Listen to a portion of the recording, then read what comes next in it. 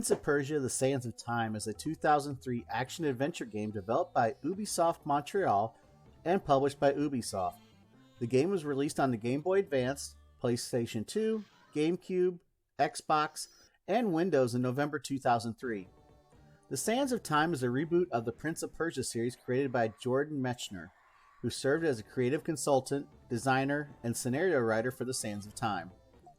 The game follows an unnamed prince whose father sacks an ancient city at the instigation of a traitorous vizier. During the attack, the prince obtains an artifact called the Dagger of Time, while his father's army captures an hourglass containing the mysterious Sands of Time. Visiting the palace of the Sultan of Azad to present the sands as a gift, the vizier tricks the prince into releasing the sands, transforming the people of Azad into savage monsters under his control.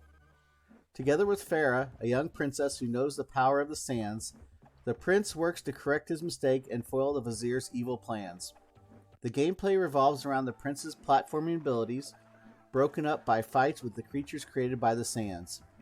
A key mechanic in the game is using the dagger to rewind time if the prince makes a mistake while platforming, and use it to kill and freeze enemies. Concept work began in spring of 2001 after Ubisoft acquired the Prince of Persia catalog. After Mechner was brought on board, production began in June of that year. After the initial story draft was scrapped as it was too complex, the team began with 4 guiding concepts, including the ability to rewind time. This idea grew into the dagger, the sands, and the various powers related to them. Mechner's script drew inspiration from the Shinama, with the main focus on creating a simple narrative that worked with the pace of gameplay. The game used Ubisoft's Jade engine, originally designed for Beyond Good and Evil, another game published by the company. Production was troubled with the team facing problems with the engine structure and delays with environment assets, while also managing to create an effective tester network to seek out the game's bugs. In 2004, a version for mobile phones was developed and published in North America by Gameloft. Upon release, The Sands of Time received critical acclaim, being nominated for and winning numerous awards, and has been recognized by many as one of the greatest video games ever made. Sales were initially slow, but eventually became a commercial success. A sequel, Prince of Persia: Warrior Within, was released in November of 2004. Further games set in the Sands of Time continuity have been developed, and Sands of Time is generally cited as the reason for the Prince of Persia series' return to fame. As of 2014, the game has sold over 14 million copies worldwide across all platforms. A remake was announced to be in development in 2020, and following some delays as of October 2024, was scheduled for a 2026 release. Gameplay. Prince of Persia: The Sands of Time is an action-adventure puzzle platformer. The player controls the main protagonist, an unnamed prince, from a kingdom in Persia. Environments are seen through a controllable third-person view for the GameCube version and the PlayStation version, but we're doing the Game Boy Advance, which is 2D. The camera's view changes to different positions triggered by entering certain areas or performing actions. The prince can be moved in all directions, and he's able to manipulate large objects such as blocks and levers connected to mechanisms. His health and power meter are represented in the top left-hand corner of the screen. The prince restores health by drinking water from pools and fountains. Total loss of health from injuries by traps or enemies results in a game over. Collecting sands increases the prince's power, and drinking from hidden magic fountains increases the prince's maximum health. During several points in the game, the prince is assisted by his companion Farah, controlled by AI, or in the Game Boy version, controlled by you, who fires a bow at enemies, though her arrows can also hit the prince if he strays into her line of fire. Monsters will attack her, and if she is killed, the game also ends. During exploration, the prince navigates areas filled with traps. These traps include spike pits, arrow traps, wall-mounted blades, and saws, and spinning spike stakes. The prince's main contextual move is wall running, an action where he runs up onto and along wall for a set distance, either to land on or jump off to a platform. The prince's other acrobatic abilities include climbing across ledges, walking along beams, swinging on and jumping from poles, jumping onto and between pillars, and swinging on ropes. Large environmental puzzles are encountered during the prince's journey, extending across multiple areas in large rooms. Many puzzles are cooperative, requiring Farah's help to complete them. In combat, the prince fights monsters created by the sands, infecting the palace's inhabitants with dual-wielded melee weapons, his sword and dagger of time, each controlled by a single button. With the sword, a single command contextually triggers different moves depending on position and directional movement, while other special moves, such as a somersault attack and bouncing off walls into the enemies, require additional commands. After being damaged by the sword, enemies can be killed by stabbing them with the dagger of time, which gathers up the sands inside them. The sands the prince collects from enemies in the environment are tied to his magical abilities, themselves connected with the dagger. The most basic and defensive power is Rewind, the ability for the prince to rewind time by up to 10 seconds to reverse fatal game-ending mistakes such as missteps in platforming, getting overwhelmed by enemies, or losing Farah. In combat, once the dagger develops special power tanks, the prince can use any of 3 or more offensive sand powers that can slow time immediately around him, freeze time for a single enemy, or freeze time completely so that he can attack his enemies at great speed while they are unable to move. Each use of power uses up 1 sand tank, and when empty, all powers become inaccessible until more sand is collected. More powerful abilities, such as freezing time, are powered by power tanks.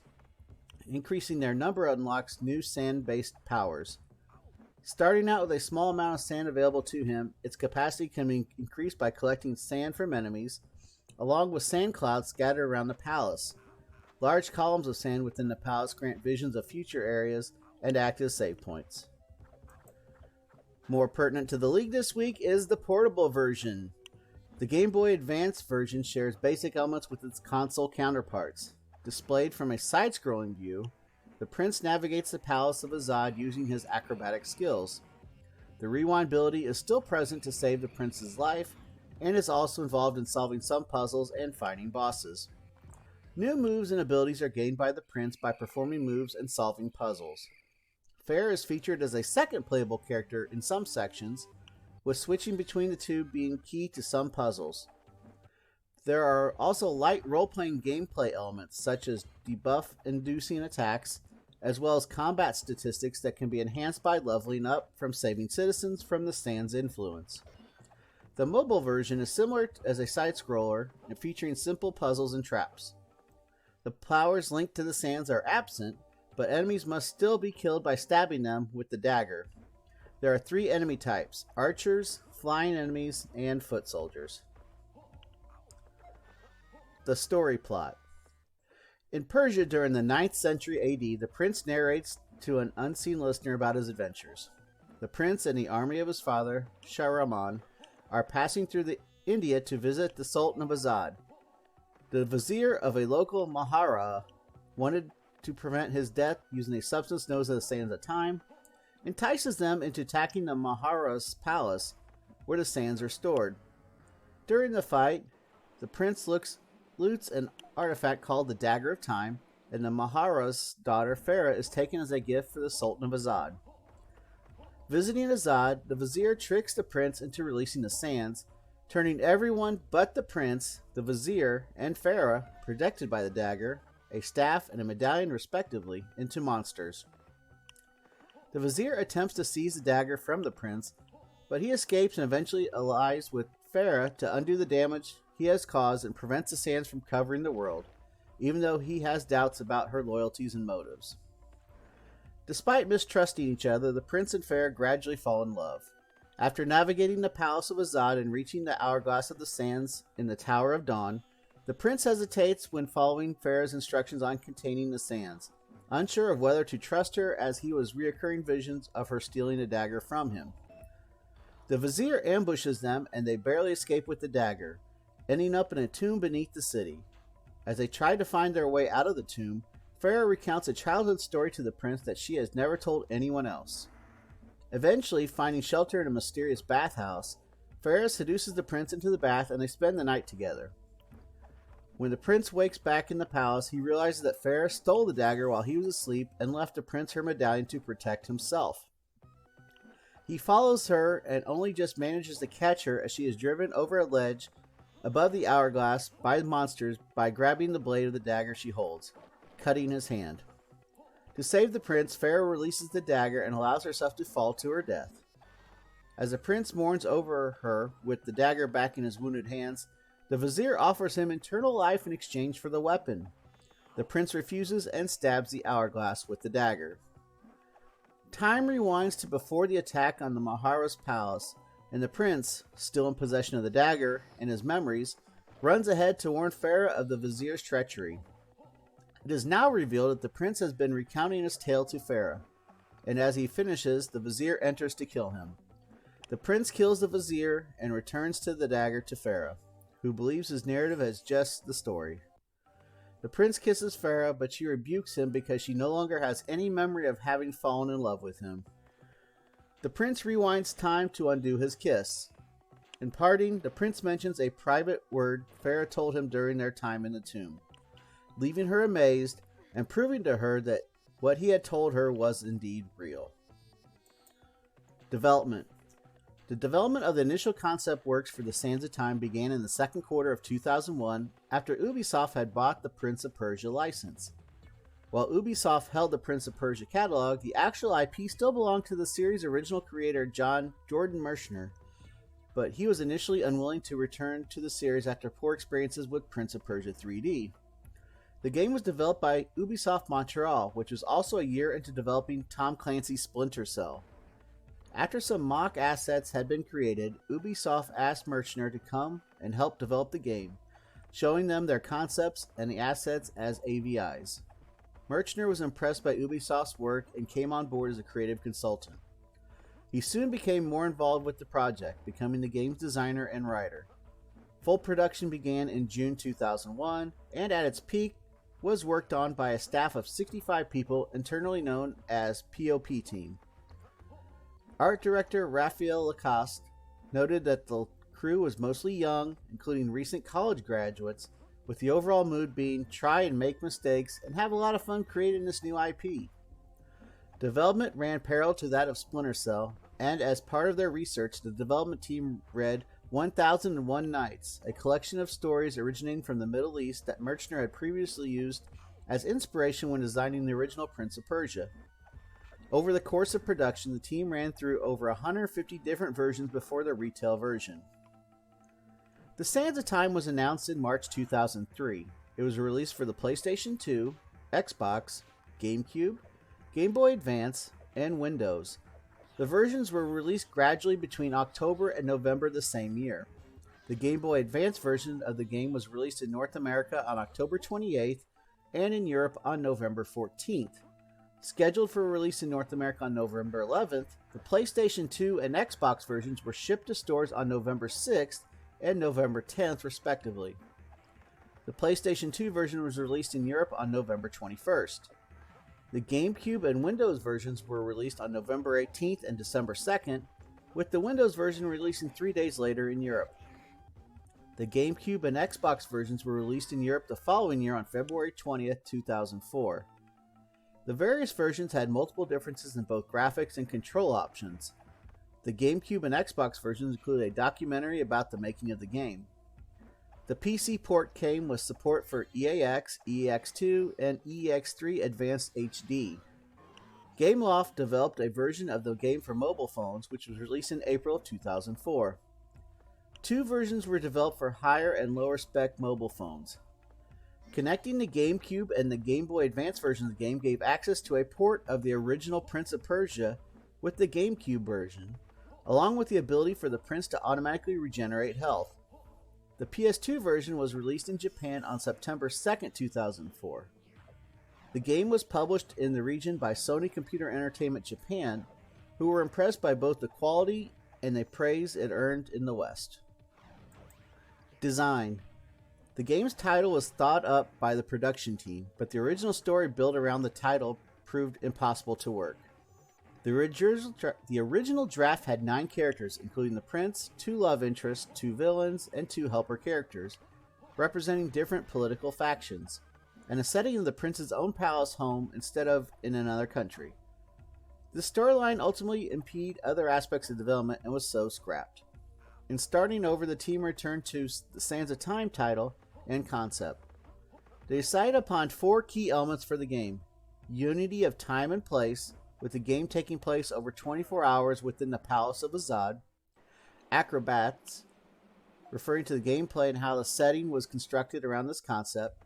Combat, with the palace being filled with monsters to give the game's story and a fast-paced feeling. And Rewind, the ability to turn back and manipulate time. One of the early decisions made by the production team was not to refer to Prince of Persia 3D in any degree in designing the gameplay, instead looking to the 1989 original for reference. They intended to capture the original feeling of platforming and adventure in a 3D environment.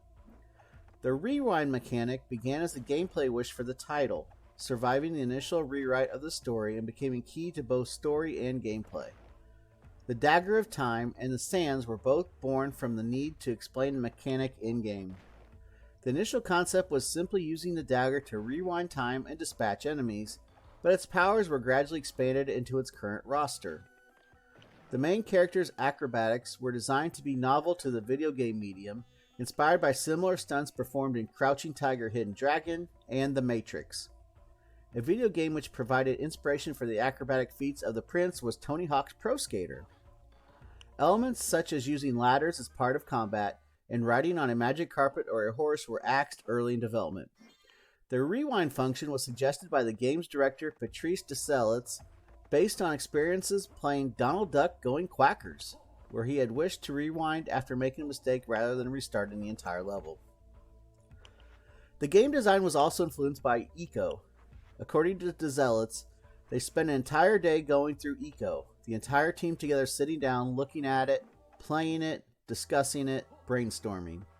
And they particularly liked how the castle in Eco seems real, and you always know where you are, so we tried to have this a little bit also in the second palace. It also influenced the interaction between the player and the lead female character, but with some changes. According to Deselitz, Farah has some behaviors to help you out, but we didn't want for her to become a key, just like in Eco, a key to adore all the time. LaCosta highlighted as an influence for the Palace, the animated film The King and the Mockingbird, which is set entirely in a single castle with floors stratified by rank with a king at the top, resulting in a desire for the prince's journey to be a climb through the castle in levels that focus on verticality. The overall art direction tried to enhance the beauty of the Arabian Nights inspired environments with blue-tinted lights and extensive set dressing. Pre-production was originally estimated at 10 months, but ultimately extended to 14. Each time a new movement or ability was created for the prince, it required adjustments to multiple other systems, as leaving them alone would have damaged the game. They also needed to make adjustments to the enemy and partner artificial intelligence, and they did not have time to polish those systems. All this meant that the debugging started much later than originally scheduled. The prince had over 780 scripted movements, far more than any other character in the game. This caused problems with creating the movements for other characters. To make the character movements realistic, the team used motion capture to animate their movements. Art director Rafael Lacosta did not join the team until July 2002, well into the game's production, resulting in multiple delays in creating the game's environments. This issue was compounded by the need to produce a demo for the 2003 Electronic Entertainment Expo, then to deliver an entire game at the same time, if not at higher quality than the demo. Each environment needed to work for the prince's set of movements and abilities. The work needed involved checking each rewind sequence, and each of the prince's movement and an effect on the environment worked. These issues were compounded by the late delivery of environmental maps. In hindsight, producer Yanis Malat lamented the fact that they did not have enough time to work out the problems caused by these issues. Despite these problems, other parts of production, including playtesting, management of creative tools, and an integrated testing system, worked smoothly. A cited example was the team discovering a tester that was good at finding severe bugs, so they included her in one of their testing groups, giving her a development kit she could use to sort out these bugs. This was replicated and managed to greatly increase the amount of bugs that could be found and fixed.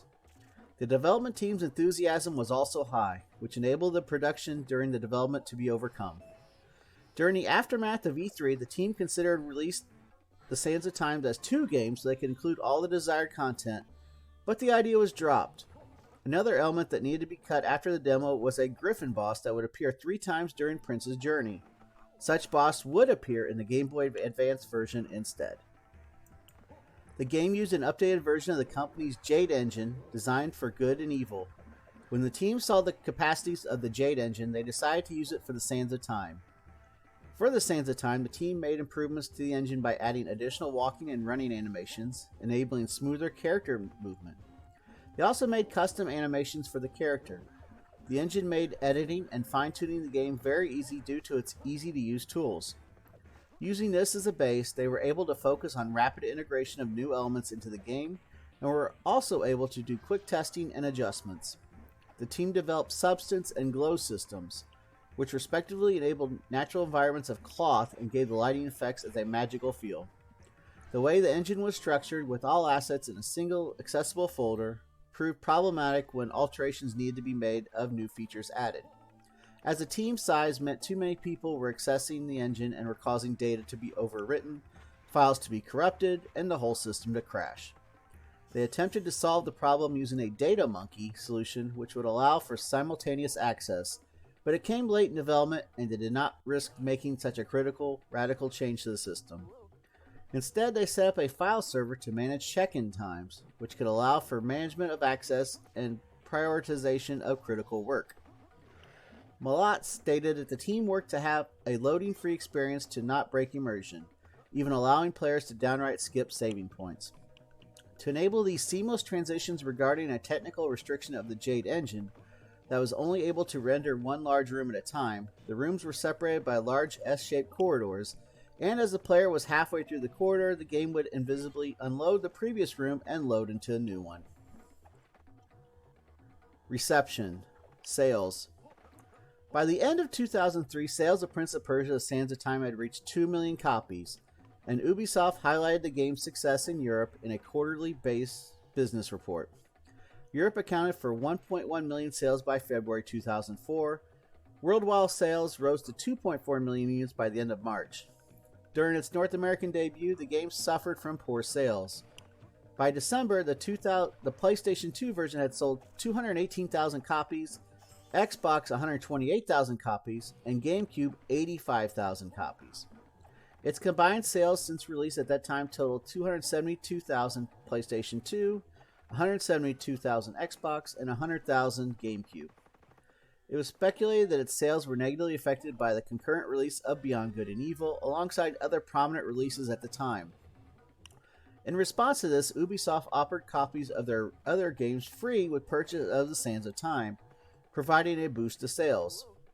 But in July 2006, the game's PlayStation 2 version alone had sold 700,000 copies in North America, bringing an estimated revenue of $24 million. During its release in Japan, the game reached 7th place in the charts, selling 14,000 copies. This was noted as being high for a Western game released in Japan. By the end of 2004, it had sold 26,116 copies. It received a Gold Sales Award from the Entertainment and Leisure Software Publishers Association, indicating sales of at least 200,000 copies in the United Kingdom. As of 2014, the game had sold over 14 million copies worldwide across all platforms.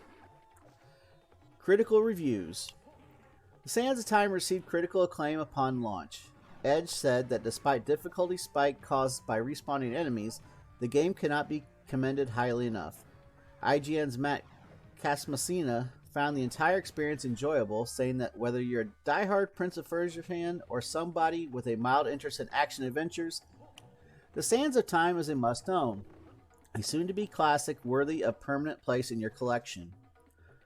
OneUp.com, while pointing out the camera controls as tricky, said the game will make your chest explode if you got a heart condition. In a good way, of course. GameSpot's Greg Kasavin called it a game that can be recommended wholeheartedly, and the publication named it the best game of November 2003 for GameCube, PS2, and Xbox. Both Eurogamer and official PlayStation Magazine positively compared the game's aesthetics and presentation to Ico. Francesca Reyes of official Xbox Magazine gave the game a good review, praising the story and general gameplay, but finding the combat difficult at times and lack of new skills. In closing, she praised the game's lasting appeal. When the whole thing is over, it's perfectly timed to leave you wanting more. It's a stunning and rare achievement that makes you feel happy to be a gamer. Japanese gaming magazine Famitsu gave the PS2 version a good review, saying that the action was smooth and challenging, bearing similarities to the original Prince of Persia, and one reviewer found the prince colorful. The PC version shared much of the console's version's praise, but the controls and responsiveness of the game caused criticism. The Game Boy Advance version garnered lower scores than the console and PC versions due to its scaled-down gameplay and presentation, but is still generally praised as a competent port of the game. Nintendo Power said that the acrobatic moves and inventive traps have never been as free-flowing as they are in the Sands of Time. Reviewing the mobile version, IGN reviewer Levi Buchanan was impressed by the company's adaptation of the console game's basic actions and atmosphere, giving it a score of 9.5 out of 10. OneUp.com reviewer Corey Padnos was pleased with the Prince's acrobatic performance and the game's general performance, while lamenting the lack of the time-based mechanics of the main games and lack of plot. At E3 2003, The Sands of Time was named as Game of the Year. The game was named as Editor's Choice by GameSpot and IGN. At the 2003 Game Critics Awards, the game was awarded as Best Action Adventure Game. The Academy of Interactive Arts and Sciences, at its awards ceremony in 2004, recognizes Sands of Time with Console Game of the Year, Console Platform Action Adventure Game of the Year, and Computer Action Adventure Game of the Year. It was also awarded with Outstanding Innovation in Computer Gaming, as well as Outstanding Achievement in Animation, Game Design, Gameplay, Engineering, and Visual Engineering. At the 2004 Game Developers' Choice Awards, the game won the Excellence in Game Design and Excellence in Programming Awards. It was also nominated in the Game of the Year and Excellence in Visual Arts categories. In 2009, official Nintendo magazine ranked it the 86th best game available on Nintendo platforms. The staff praised the developer's successful transition from 2D to 3D. IGN and Edge both named it among their 100 greatest games of all time in 2005 and 2007, respectively. Computer and Video Games placed it in its 2007 list of the 101 best PC games ever. In 2010, GamePro chose it as the 13th best PS2 game of all time. Legacy. The year after the games were released, the game was featured in an episode of How It's Made, in a segment dedicated to video game production. The game has been cited as the reason why the Prince of Persia series, formerly ignored after Prince of Persia 3D, returned to prominence in the gaming world. In 2004, Merchner began work on a film adaptation produced by Jerry Bruckheimer. The film was eventually released in 2010. The success of the game prompted immediate development on a sequel, Prince of Persia: The Warrior Within, with a darker aesthetic. It was released in November 2004. Several further sequels set in the continuity of the Sands of Time followed. Aspects of its design, such as the relationship between the prince and Farah, later provided inspiration for the 2008 series reboot. The Assassin's Creed series originated out of the idea for a sequel for Prince of Persia: The Sands of Time. Its critical and financial success led Ubisoft to request Ubisoft Montreal to develop a sequel, aiming for the next console generation. The Ubisoft Montreal team decided on taking the gameplay from The Sands of Time into an open-world approach, taking advantage of the improved processing power to render larger spaces and crowds. Narratively, the team wanted to move away from the prince simply being someone next in line for the throne, but to have to work for it. Combined with research into secret societies led them to focus on the assassins, heavily borrowing from the novel Alamut. They developed a narrative where the player would control an assassin that served as a bodyguard for a non-playable prince, leading them to call this game Prince of Persia Assassin. The Animus device allowed them to explain certain facets of gameplay, such as accounting when the player fails a mission, in the same way they had done in the Sands of Time. Game Remake.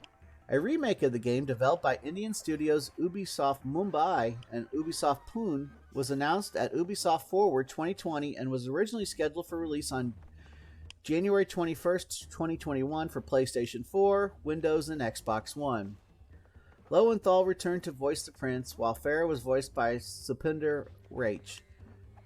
The announcement trailer drew criticism from fans who considered the game's graphics to be lackluster, particularly as it was being developed using the newest iteration of Ubisoft Anvil.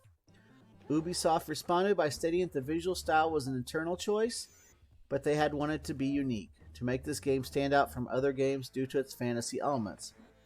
The release of the game was initially delayed by Ubisoft to March 18th, before being postponed indefinitely to deliver a remake that feels fresh while remaining faithful to the original. In its quarterly financial report of 2021, Ubisoft stated the game was expected to be out during its 2022-2023 fiscal year. By May 2022, Ubisoft Montreal was taking over development of the remake.